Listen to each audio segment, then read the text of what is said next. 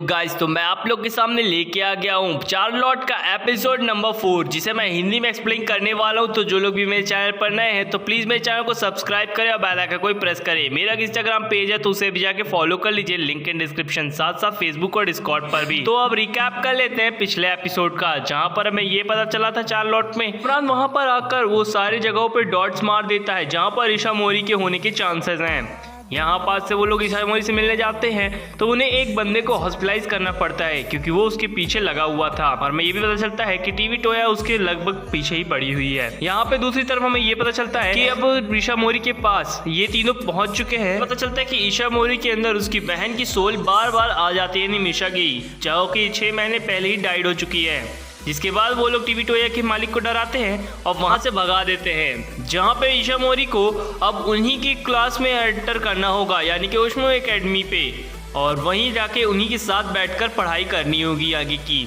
जिस पर उसकी बहन मान जाती है और उसके बहन का बॉयफ्रेंड, जिससे जो लड़का उसे प्यार करता था, वो भी उसे खोने से डर रहा था। लेकिन वो उस लड़की को कहती है, यानी कि मिशा, कि अब तुम अपनी ज़िंदगी में मूव ऑन कर जाओ और दोनों ही लोग काफ़ी ज़्यादा खुश रहना। जिसके बाद वो वहाँ से चली जाती है उसकी सोल। अपनी घर पे पहुँचता है तो उसकी बहन उसका वेट कर रही होती है खाने के लिए। लेकिन जब वो खाना खाता है तो वो कहता है फिर से वही पिज़्ज़ा सॉस, मैं खा खा के तंग आ चुका हूँ। लेकिन वो अपनी बहन को कुछ नहीं बोलता। वो कहता है हाँ बहन, खाना बहुत अच्छा बना हुआ है। इसके बाद वो बोलता है कि ठीक है तो अब हमें चलना चाहिए सोने के लिए। टीवी पर ईशा मोरी आ रही होती है और उसे वो बता देता है कि ईशा मोरी हमारे स्कूल में ट्रांसफर लेने वाली है। को सुनकर मोटो की बहन काफी ज्यादा खुश हो जाती है और उसके नाक से खून निकलने लगता है। हम लोग अपना इंट्रो चला लेते तो लेट्स स्टार्ट द इंट्रो।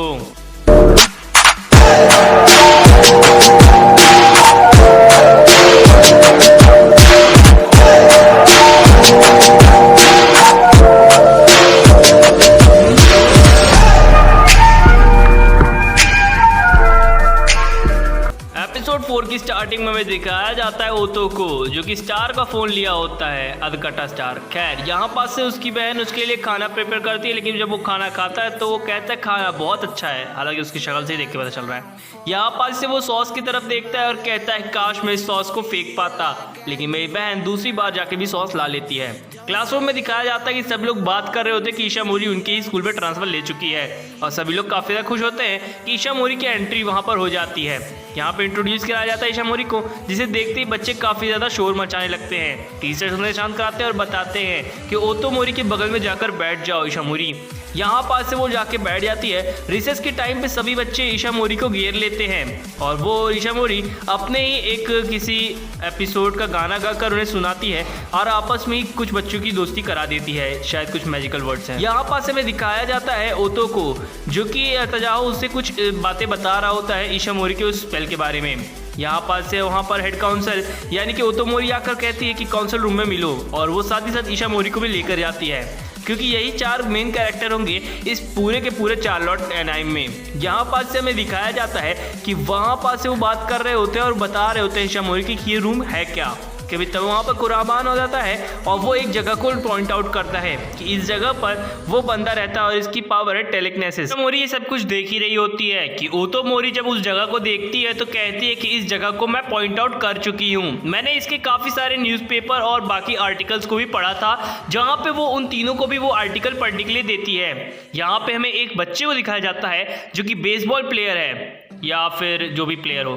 खैर यहाँ पास से वो लोग काफ़ी अच्छा गेम प्ले कर रहे होते हैं और वो बताती कि मैंने इसकी रिकॉर्डिंग भी की थी। नॉर्मल इंसान बेसबॉल में बॉल कुछ दूसरी तरह से पकड़ता है, लेकिन इस बंदे ने बॉल को कुछ अलग तरीके से पकड़ा हुआ है और ये माइंड को पहले ही रीड कर लेता है, इसलिए ये बॉल पहले ही अच्छी स्पीड से फेंकता है और या फिर अपने हिसाब से बॉलों को रोटेट करा पाता है। यहाँ पास से वो लोग उस एकेडमी में पहुंच जाते हैं जहाँ पे ये सभी लोग ट्रेनिंग कर रहे होते हैं। अभी तक हमें इस लड़के का नाम नहीं बताया गया है, जहाँ पे वो लोग आपस में मिलते हैं और बताते हैं कि मुझे पता है कि तुम भी एक एबिलिटी को यूज कर सकते हो, जिसकी एबिलिटी है टेलीकिनेसिस, और वो बताती है कि हम लोग भी अपनी पावर्स का यूज कर सकते हैं। तो वो वहाँ पास से गायब हो जाती है सिर्फ उस लड़के के सामने से, जहाँ पे हमें ये पता ही है कि और लोग ले वो वहीं पर है, लेकिन सिर्फ और सिर्फ उस बच्चे के लिए गायब होती है। जहाँ पे ईशा मोरी की बहन मिशा उसकी बॉडी में कब्जा कर लेती है और कहती है इसे तो जला देना चाहिए, बैंड के पकौड़े साले तेरी बैंड की जो भी है, और वो वहाँ पे थूक देती है, जिसे तजाओ देखता है और कहता है क्या ये ईशा मोरी ने थूका है, और वो जमीन पर ही अपना मुंह रगड़ने लगता है। इसके बाद वो बताती है